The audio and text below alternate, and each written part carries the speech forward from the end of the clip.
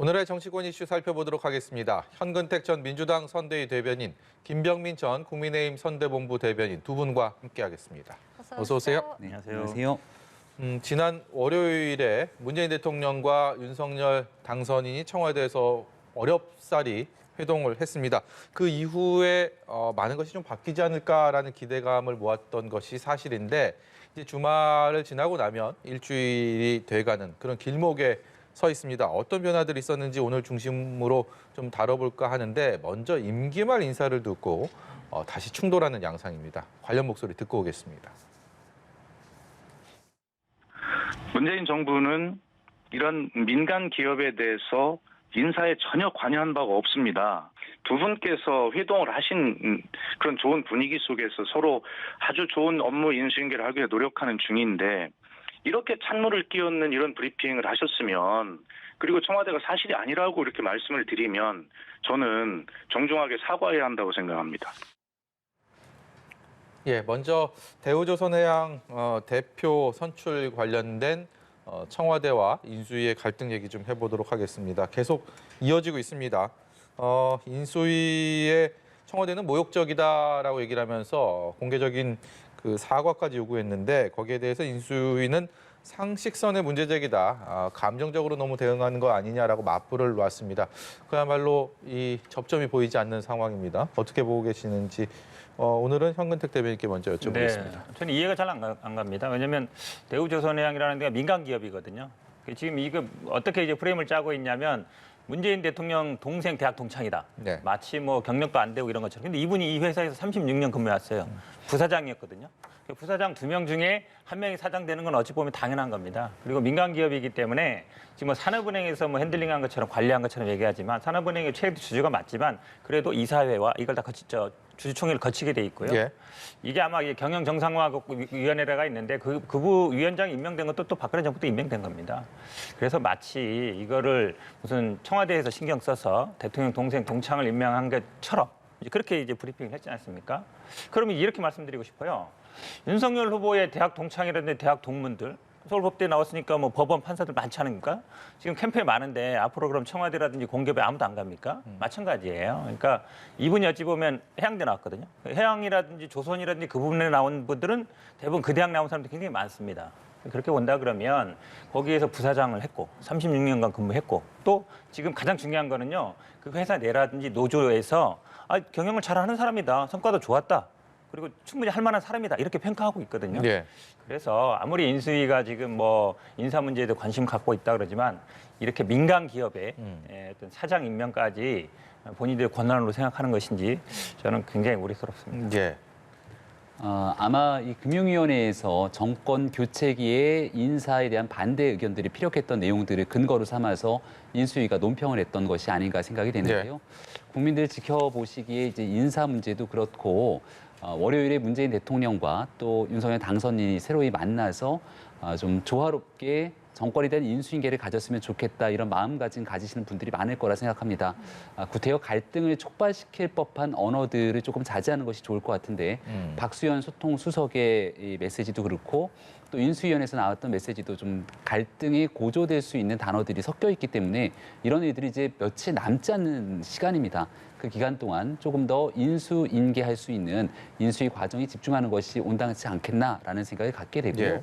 그리고 대우조선해양 같은 경우는 그냥 민간 기업이 아니라 대한민국 국민들의 혈세가 투입된 공적 자금이 투입된 기업이거든요. 경영정사가 말씀하신 것처럼 이러한 인사가 과연 공정하게 진행되면서 정말 대우조선해양을 다시 끌어올릴 수 있는 인물이 제대로 천거됐는지에 대해서는 훗날 다시 한번 따져볼 필요가 있다고 생각합니다. 네, 한편 인수위가 2차 추경안을 5월 10일, 그러니까 새 정부 출범 이후에 국회에 제출하겠다라고 밝혔습니다. 현 정부에서의 추경 편성을 요청할 수 있다는 기존 방침을 바꾸게 된 건데 이렇게 네네. 되면서 문재인 정부에서의 추경은 어렵게 됐습니다. 제가 보기에는 아마 지방선거를 염두에 둔 것 같습니다. 지금 아마 그걸 그냥 노골적으로 말씀하시더라고요. 뭐 민주당이 그렇게 했으니까 우리도 그렇게 한다 말씀하시는데 뭐 추경은 제가 보기에는 아마 뭐 지금 자영업자들 입장에서는 정부가 들어서냐 마냐 이게 중요하지 않은 것 같고요. 네. 결국은 아마 재원 마련 방안에 대해서 얘기를 해야 되거든요. 가장 중요한 부분입니다. 왜냐하면 50조를 세출 구조적으로 만든다 불가능해요. 거의. 그렇기 때문에 그동안 아마 박근혜 정부, 문재인 정부에서도 추경한 걸 보니까 세출 구조조정을 한 건 한 10%밖에 안 됩니다. 그러면 50조나 만든다는 건 쉽지 않은 상황인데 그러다 보니까 아마 이제 지금 뭐 약간 지원말을 어떻게 할 거냐, 국채 발행을 할 건지 말 건지 아니면 또 1차 추경은 뺀다는 얘기도 있고 이런 면이 있는데 제가 보기엔 좀 솔직할 필요가 있다. 그래서 재원 마련이 쉽지 않으면 예를 들어서 민주당과 합의를 해서 어떻게 하겠다든지 아니면 국채를 발행하겠다든지 이렇게 얘기해야 되는데 지금 뭐 정부 여당 탓을 하고 있거든요. 근데 추경이 그동안 쉽지 않았던 거는 다 알고 있어요.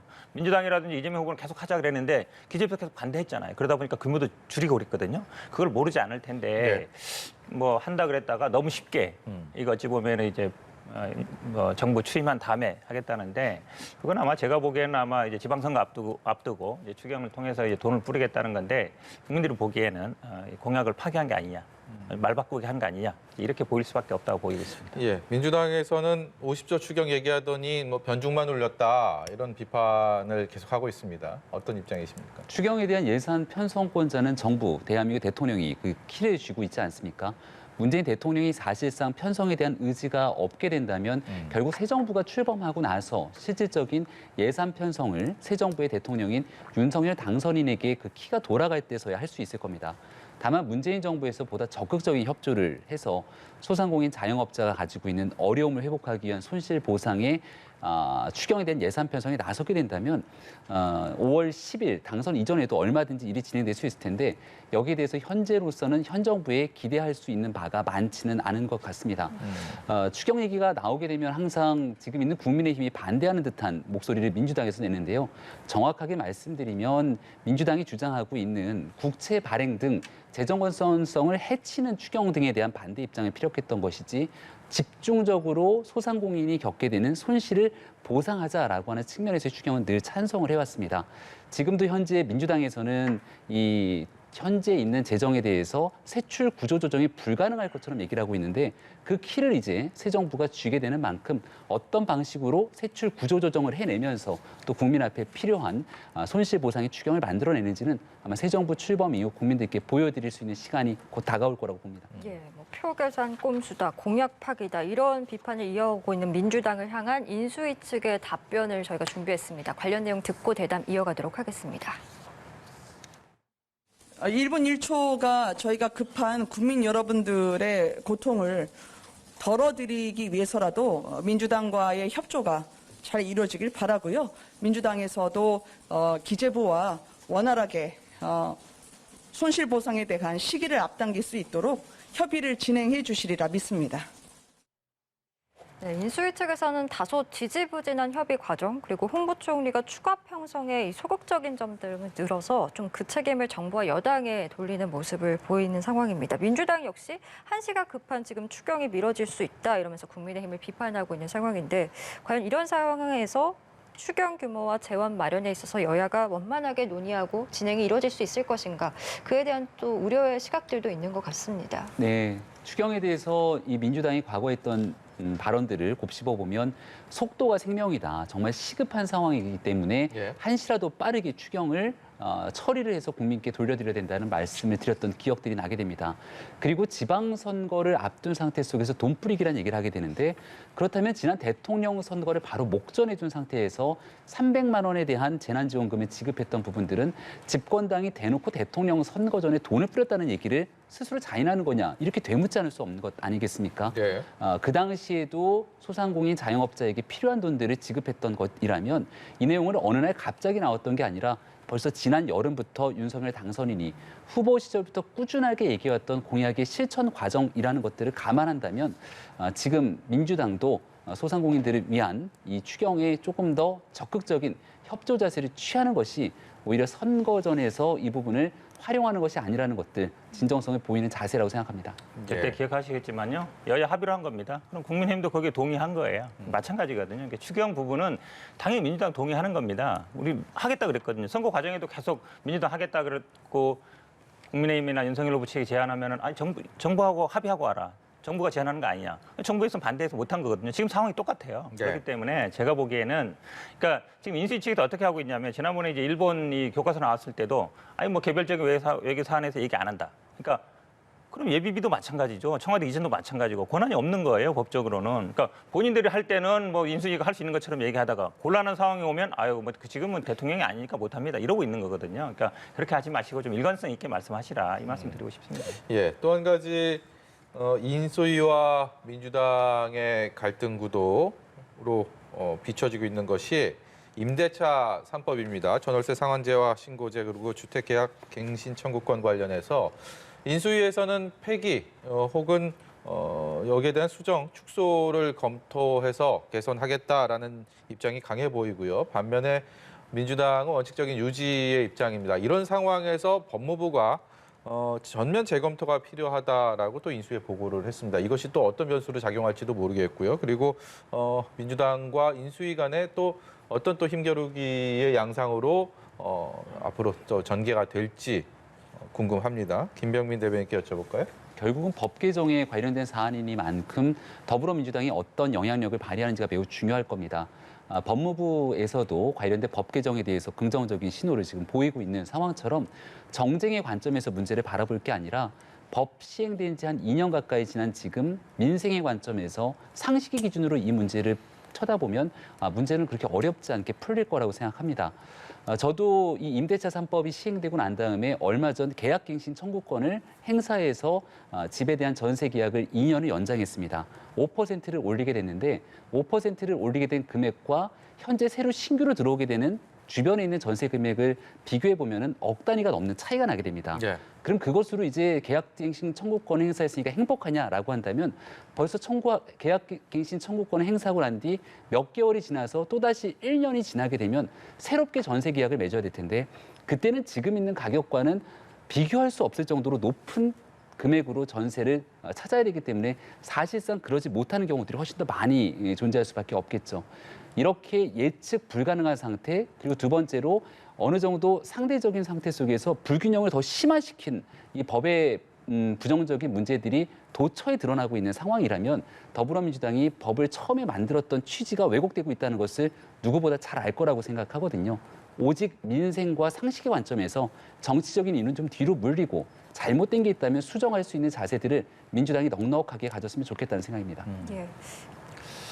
저는 아마 이거를 아시겠지만 임대차 보호법이라는 게 처음에 옛날에는 1년이었어요. 그다음에 2년 늘렸고 4년 늘린 거거든요. 사실 선진국도 보면 뭐 5년, 10년 보장된 게 많습니다. 그러니까 이거를 다시 2년으로 돌리겠다. 그건 저는 불가능하다고 봅니다. 그렇게 본다 그러면 지금 김병민 대변인 말씀처럼 쉽게 얘기하면 지금 계약 청구권 갱신할 수 있는 분들이 다 권리를 잃는 거예요. 예. 그러니까 제도 초기에는 그런 좀 어찌 보면 약간 부작용이 생길 수는 있습니다. 이게 정착돼가는 과정이거든요. 5% 제한도 말씀하신 것처럼 물론 격차가 있을 수 있죠. 그다음에 또 뭐 다시 그만큼 있을 수 있지만 그래도 어쨌든 그 범위 내에서는 보호를 받는 거거든요. 이거를 아마 제가 보기에 법무부에서 이 안에 대해서 찬성한 거는 사실 법무부가 법 개정권은 없어요. 예. 그러니까 윤석열 지금 당선인도 보니까 법 개정 못할 것 같으니까 훈령으로 시행령이라든지 시행규칙 같은 걸 바꿔서 조금 더 이렇게 할 것 같은데 그거 제가 보기에는 뭐 그런 건 법무부의 역할일 수 있지만 이런 임대차 보호법까지 이건 민생 관련 법이거든요. 법무부에서 뭐 내는 건 큰 의미 없다. 결국은 아마 국회를 통과해야 되는데 이거에 대해서 사실은 세입자들은 오히려 이 법으로 이제야 좀 혜택을 봐가고 있습니다. 이게 2년째 됐거든요. 예. 그러니까 앞으로 이제 내년 2년 돼가면 앞으로 이제 이게 정착될 과정에 있기 때문에 저는 뭐 국회에서 이거는 뭐 통과는 안 될 거다 보고 있어서 다른 방식, 뭐 훈령을 개정하는 방식은 제가 보기에 꼼수로 보이고 그걸로 근본적인 제도를 바꿀 수 없거든요. 그래서 아마 이 제도 정착 과정에 있기 때문에 조금 더 2년은 지켜봐야 된다 이렇게 보고 있습니다. 예, 알겠습니다. 그리고 또 문재인 대통령의 부인 김정숙 여사의 옷값을 둘러싼 논란도 계속되고 있는 상황인데 청와대가 직접 반박에 나선 가운데 이번에는 김 여사의 단골 디자이너의 딸이 청와대에서 근무 중이라고 알려졌습니다. 채용 특혜 의혹까지 지금 불거진 상황이거든요. 현 전 대변인 이 상황 어떻게 보고 계신지요? 그러니까 아마 저도 이 뉴스를 봤는데요. 그러니까 아마 그런 것 같습니다. 이게 디자이너 딸이 어쨌든 뭐 그냥 뭐 사적으로 채용한 건 아닌 것 같고 채용 절차를 거친 것 같은데 아마 그래도 뭐 옷 치수라든지 아니면 옷 입는 스타일이라든지 아마 그런 게 아마 좀 편하게 되지 않을까라고 얘기한 것 같은데요. 근데 저는 그렇게 봅니다. 사실은 이거를 뭐 특혜냐 아는 사람 했기 때문에 뭐 그런 논란이 있을 수 있지만 그래도 어쨌든 절차를 거쳤고 그리고 이 옷이라든지 아니면 신발이라든지 이런 거는 또 아는 사람이한테 계속 하기 마련이거든요. 예. 그런 부분이 아마 고려됐다고 보고 있습니다. 청와대에서는 억측을 삼가달라라는 입장이 나왔습니다. 이 단골 디자이너 딸 채용보도 관련해서 그러면서 지금 임기 말에 너무 무분별한 의혹 제기하는 거 아니냐라고 강하게 맞서고 있는데요. 여기 대해서 어떤 견해 갖고 계십니까? 억측이라고 표현하기 전에 국민들께서 오해를 가지고 있다면 그 오해를 풀기 위해서 하나씩 친절하게 국민께 있는 그대로 설명하는 자세가 필요합니다. 문제를 제기할 때마다 억측이다, 그리고 국가 안보상의 또 외교상의 결례다 등에 대한 반박을 하게 된다면 이를 제기하고 있는 국민들의 입을 오히려 막게 되는 형국으로밖에 비춰지지 않을 겁니다. 실질적인 채용에 관한 문제의 공정성은 우리 국민들께서 가장 높은 도덕적 기준을 요구하고 있는 상황이고, 문재인 정부는 2017년 촛불혁명, 촛불 정신을 바탕으로 정권을 만들었다고 자부하고 있는 정권이기 때문에 더더군다나 청와대 내에서 이런 디자이너의 그 자녀를 의도적으로 채용했다 그러면 심각한 문제라고 국민들은 제기할 수밖에 없지 않겠습니까? 더군다나 박근혜 정부에 대한 상당한 비판을 했는데, 박근혜 정부의 윤전추 행정관이라고 헬스 트레이너 등에 대한 역할을 했던 이 인사 채용을 두고 더불어민주당이 얼마나 거세게 비판했는지를 돌아보게 된다면 왜 이 디자이너의 자녀가 청와대에 들어오게 됐는지에 대한 경위를 아직 충분하게 설명 못하고 있는 것은 명백한 사실 아니겠습니까? 예. 그리고 두 번째로 이 디자이너의 자녀가 청와대에 들어왔고, 이러한 관계를 토대로 만약 김정숙 여사의 옷을 받는데 뭔가 또 다른 특혜가 주어졌다면 이는 심각한 또 대가성의 문제로까지 이어질 수 있기 때문에 이러한 의혹들이 더 증폭되지 않도록 보다 분명하게 청와대가 입장을 밝혀주는 것이 국민에 대한 예의라고 생각합니다. 저는 뭐 이게 아마 선거를 앞두고 있어서 이제 국민의힘이 계속 얘기하는 것 같아요. 지난번에 호랑이 문양 브릿지도 뭐 무슨 명품이고 뭐 2억이다 그랬는데 그 만든 분이 직접 얘기했잖아요. 이거 3개 세트로 해다 뭐 50만 원, 100만 원짜리다. 그리고 전혀 그 명품 관계없이 남대문 시장에서 만든 거다 이런 얘기 하고 있거든요. 그러니까 이거를 지금 아마 이제 인수위가 뭐 민생이라든지 아니면 미래 비전이라든지 이러면서 이 지지율을 하는 게 아니라 청와대 이전 문제로 아마 지금 별로 여론이 안 좋거든요. 그러다 보니까 아마 뭔가 돌리기 위한 걸로 저는 보이는데 이런 걸로 되지 않는다. 뭐 부메랑이 될 겁니다. 바로 그러면 당장 청와대 들어가거든요. 들어가면 아마 이제 옷 사는 거 어떻게 사느냐 다 얘기가 나올 거예요. 그러니까 제가 보기에는 뭐 언론은 모르겠습니다. 뭐 언론에 뭐 자유가 있으니까 그럴 수 있지만 지금 공당에서 더구나 인수위거든요. 인수위 과정 중에 있는 과정에서 이런 문제 가지고 제가 보기에 선거를 하려고 하다가는 오히려 국민들한테 역풍이 불 거다 이렇게 말씀드리고 싶습니다. 네, 알겠습니다. 저희 이번에는 새 정부 총리 인선과 관련된 이야기 나눠보겠습니다. 인선 작업이 속도를 내고 있는 것으로 보입니다. 한덕수 전 총리와 인종용 전 금융위원장 2파전으로 좁혀지는 것으로 보이는데 여소야대 상황이기 때문에 민주당의 동의를 다소 얻기 좀 쉬운 인사가 낙점될 것이다라는 전망들도 나오는 것 같습니다. 어떻게 보시는지요? 뭐 당연히 그렇게 볼 수밖에 없겠죠. 왜냐하면 아마 이제 5월 취임을 하면 바로 될 것이고 6월에 선거지 않습니까? 그럼 아마 5월 달에는 인사청문회가 많이 열릴 거예요. 그러다 보면 아마 계속 뭐 하자가 나오든지 검증이 나오다 보면 아마 선거에도 영향을 미칠 걸로 생각해서 가능하면 이제 인사청문회 통과하기 쉬운 분을 하시는 것 같은데 저는 근데 그거는 하나의 요소는 될 수 있지만 그게 전부가 돼서는 안 된다. 그러니까 새 정부가 들어서면 그래도 뭔가 새로운 정책, 새로운 인물, 아니 뭔가 미래 비전 이걸 제시할 분인데 과연 지금 언급되는 한덕수 전 총리가 맞는가? 저는 뭐 연세뿐만 얘기하는 건 아니라 뭔가 그래도 새 정부 들어온 어떤 얼굴이거든요. 그런 부분에서는 좀 너무 인사청문회만 고려하는 건 좀 적절치 않다라고 보고 있습니다. 이 대통령이나 당선인의 좀 성향이 좀 어떤지에 대한 말씀도 좀 해보고 싶은데 무슨 말씀이냐면 과거에 보면 언론의 하마평에 많이 올랐던 인물들은 결국 발표될 때는 배제되는 경우가 많았습니다. 그런 경우들도 있었고 아니면 또 하마평에 유력하다고 이름이 오르면 또 그대로 가는 경우도 꽤 있었는데 윤석열 당선인의 인사 스타일은 김병민 대변인께서 잘 아실 것 같아서 지금 말씀 저희가 나누는 것처럼 뭐 한덕수 전 총리나 임종용 전 금융위원장 뭐 2파전이다 유력하다 하는데 그렇게 봐도 되는 건지도 좀 궁금하고요. 저도 알 수가 없습니다만 오히려 이 사람 저 사람에 대한 하마평들이 무성하게 언론에 보도되면 결정을 더 앞당기는 경향이 있지 않나 생각이 됩니다.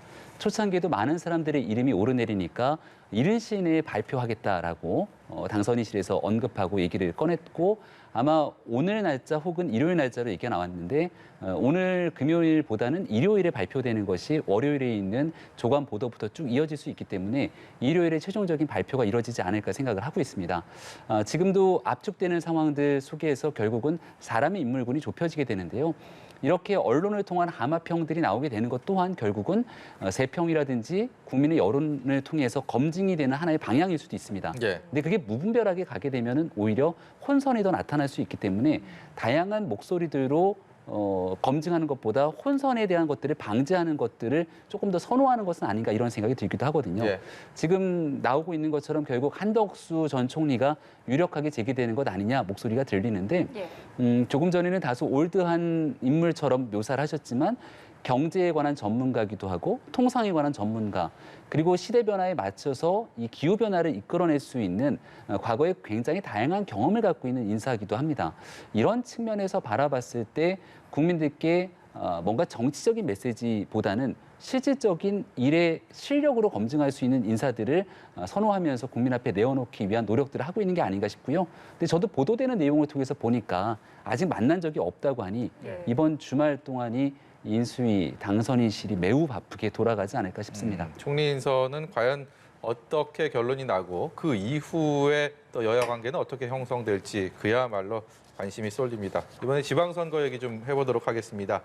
경기도지사 선거가 미니 대선전이다라는 얘기들을 많이 합니다. 어제 김동연 새로물결 대표 그리고 유승민 전 국민의힘 의원이 같은 날 경기도지사에 출사표를 던졌고요. 또 다른 쟁쟁한 후보들도 앞다퉈서 출사표를 던지면서 정말 이 승부를 예측하기가 어려운 그런 상황이고 또 한편으로는 흥미진진하게 좀 볼 수 있는 그런 국면이 아닐까 싶습니다.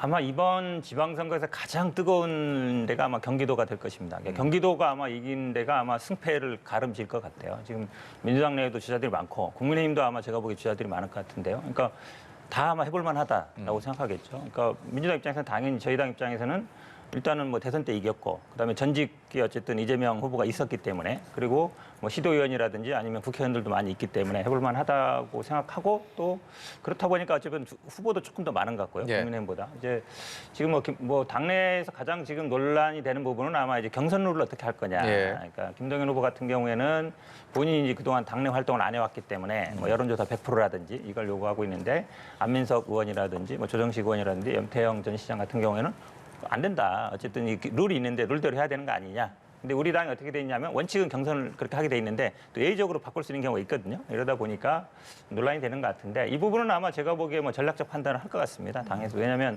뭐 여론조사 결과도 볼 것이고 뭐 당원들도 볼 것이고. 근데 사실은 여론조사와 당원이 거의 비슷하게 갑니다.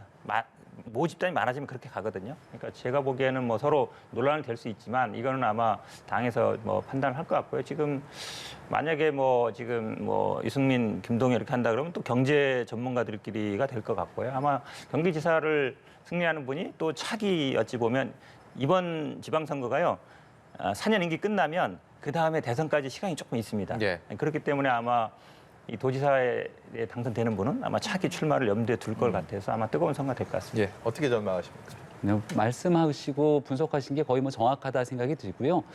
경기지사에서 아직 출사표를 두 분이 세게 던졌는데 과연 당내 경선 등을 뚫고 본 후보에 우뚝 서게 될지가 제일 궁금한 측면들이 있고 이번 지방선거는 제 개인적인 생각으로는 지난번 대통령 선거만큼의 높은 관심을 갖지는 않을 수도 있겠다 생각이 됩니다. 그렇다면 중도로서의 외연 확장이 중요한 측면이 한 축이 있다면 또 다른 축은 보다 많은 지지층들을 최대한 끌어낼 수 있는 여지 두 가지 힘들이 있어야 되는데 지금 거론되고 있는 김동연 후보나 유승민 후보 같은 경우에는 아마 전통적인 지지층보다는 중도층으로서의 외연 확장에 적합한 후보거든요. 그래서 경선 과정에서 이런 장점과 단점들을 어떻게 잘 조화하면서 선거를 치러낼지가 굉장히 중요한 관전 포인트가 될 것 같다는 생각이 듭니다. 예. 한편 송영길 전 민주당 대표 오늘 SNS에 서울 시민이 됐다 이런 제목으로 6월 지방선거에서 서울시장 도전을 공식화했습니다. 당의 결정을 따르겠다, 승리를 위해 헌신하겠다 이렇게 밝혔는데 여전히 일각에서는 대선 패배 책임이 있는 지도부가 당장 선거에 출마하는 건 좀 무책임한 게 아니냐 이런 지적도 있는 것 같습니다. 그런 비판도 있는데요. 또 할 사람이 없어요. 지금 예. 민주당 입장에서는 왜냐하면 현역 시장이 오세훈 시장이 버티고 있고 지난번 대선에 또 저희들이 한 5% 정도 졌거든요. 그러다 보니까 그래도 서울시인데 중량감 있는 사람이 나가야 되지 않겠습니까? 대권 후보 정도 되는 분이 나가야 되는데 지금 다들 어찌 보면 안 나오려고 하는 분위기예요. 그러니까 민주당 당 입장에서는 좀 모셔와서 좀 나가게 해야 되는 입장이라서 지금 말씀하신 것처럼 아니 대선 당대표가 나가는 게 맞냐 이런 말씀할 수 있지만 저희는 지금 그런 입장이 아니다. 오히려 지금 송영길 전 대표도 뭐 경선 받겠다 하고 있기 때문에 뭐 박주민 의원이 될지 누가 될지 모르지만 박주민 의원하고 저는 붙으면 좋다고 봅니다. 신구 대결이 되고 뭐 586대 아니면은 뭐 세대 교체 이게 붙을 수 있는 거거든요. 또 송영길 대표 입장에서도 예. 그냥 뭐 받는 것보다 경선을 통해서 하는 게 흥행을 하고 그래야만이 어찌 보면 이제 현역 오세훈 시장과 붙어볼 만한 과정이 되기 때문에 저는 뭐 이 도전한 것에 대해서 잘했다 말씀드리고 싶고 경선도 좀 치열하게 그래서 다른 주자들도 많이 좀 나왔으면 좋겠습니다. 상대 입장에서는 어떻게 보십니까? 예. 네, 경선이 흥행이 되면 국민의 입장에서 긴장이 되죠. 오세훈 후보가 현 시장이 워낙 굳건하게 서 있기 때문에 경선 과정에서 흥행이 되진 않을 것 같다는 생각이 들고요. 민주당에서는 오세훈 시장이 현역이기 때문에 현역 프리미엄을 갖고 우세를 점하고 있다고 생각할지 모르겠지만 예. 서울에 있는 25개 구청장 중에 서초를 제외한 나머지 모든 구청장은 민주당 구청장이 현역입니다. 예. 이분들이 다시금 나와서 선거를 뛰게 되면 현역 프리미엄을 갖고 뛰는 서울시의 선거기 때문에 서울시장 선거와도 직접적으로 연결이 돼서 투표에 행사될 수 있거든요. 지금 지난 대통령 선거에서 우세를 점했지만 결코 쉽게 볼 수 있는 선거가 아니기 때문에 마지막 순간까지 경쟁력을 확보하기 위한 노력을 국민의힘이 다해야 된다고 생각합니다. 예, 알겠습니다. 저희 오늘 두 분 말씀은 여기까지 듣도록 하고요. 현근택 전 민주당 선대위 대변인, 김병민 전 국민의힘 선대본부 대변인과 함께했습니다. 오늘 말씀 고맙습니다. 고맙습니다. 고맙습니다. 고맙습니다.